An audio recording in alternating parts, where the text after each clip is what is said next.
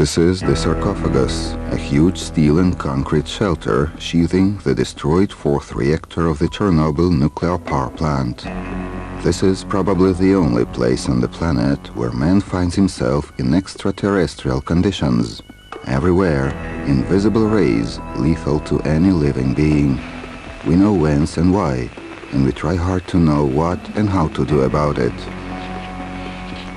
According to the latest, although not final and complete data, about 200 tons of nuclear fuel, together with tons of hot graphite and radioactive dust, remained inside the reactor after it exploded in April 1986.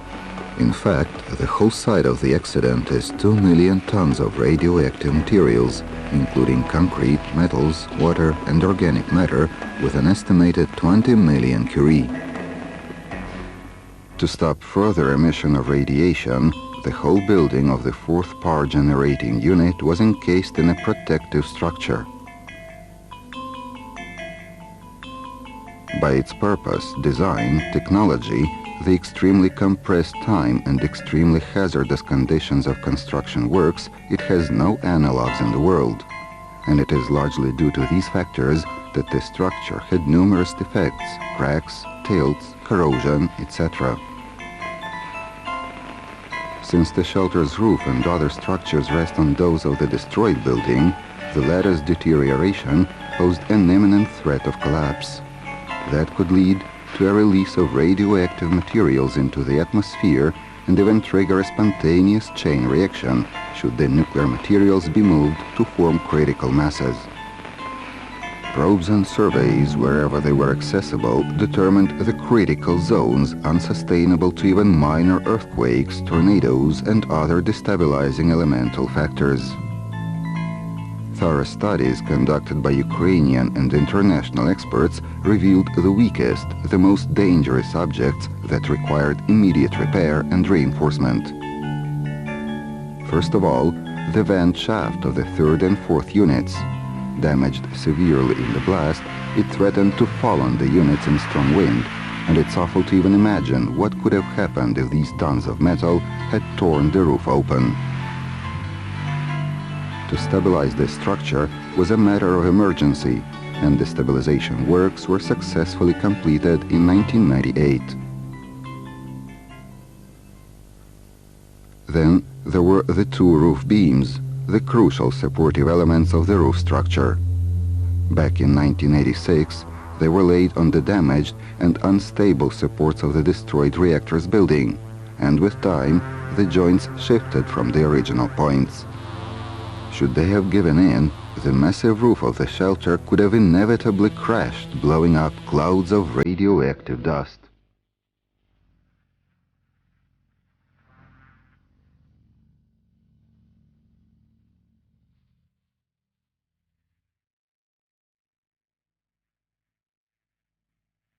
In fact, this ruin was a time bomb, the unknown and untamed monster that could burst out any moment.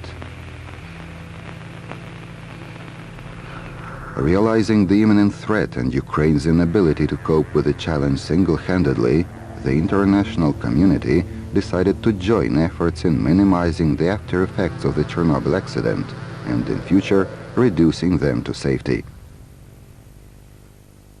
Under the Memorandum of Understanding signed by the governments of Ukraine, the Great Seven industrialized nations, and the European Commission, the Shelter Implementation Plan, SIP for short, was endorsed by a G7 meeting in Denver in June 1997.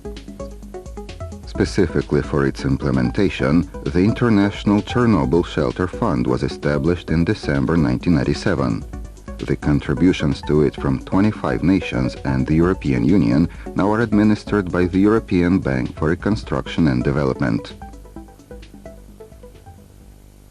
The plan, which is an unprecedented conceptual program, comprises the following complex of measures: the shelter stabilization, elaboration of a strategy for removal of nuclear materials, and erection of a new confinement over the shelter. No one and nowhere on Earth ever faced a task like this. These workers are aware of the lethal danger. This is a real terra incognita, harder and rougher than the lunar surface and heavier to walk. The task is to weld fast the unstable roof beams with these conventional tools. The operations and techniques, although seemingly very simple and ordinary, had to be carried out in extremely dangerous conditions. In view of the scale and complexity of the works, specific methods and techniques had to be used, proceeding from number one requirement, safety.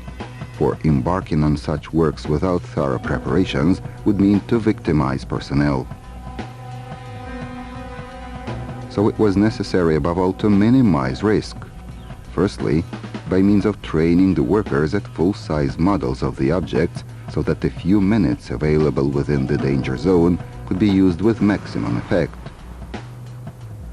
Secondly, by means of protective clothes, footwear, respirators, lead shields screening off the working area, decontamination shower rooms, and regular dose probes and checkups.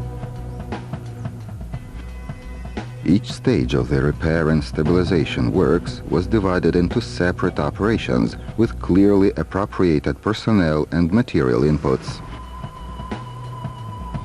In all, 390 people were directly employed, the shelter personnel, 50 men, and 340 contracted workers, with each team staying 10 to 15 minutes within the danger zone, and what's most important, the collective dose consumption did not exceed the safety control level. As a result of the stabilization and reinforcement of the roof beams, completed in December 1999, their reliability has increased considerably, as well as the stability of all the roof structures supported by them.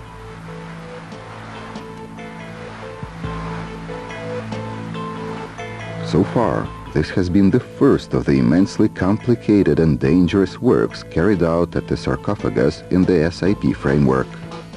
This has been the primary emergency element of the task of stabilization. Further stabilization will require not less important and complex practical measures, which in their turn will require new costly technologies, new techniques, new solutions. Additional funding will be needed to complete this task. The international community is invited to contribute to bringing the shelter implementation plan to completion. We know how many billions of dollars it cost to accomplish the first walks in space, on the moon. That was done for the sake of science. To save this shelter from destruction and make it an ecologically safe system is for the sake of our lives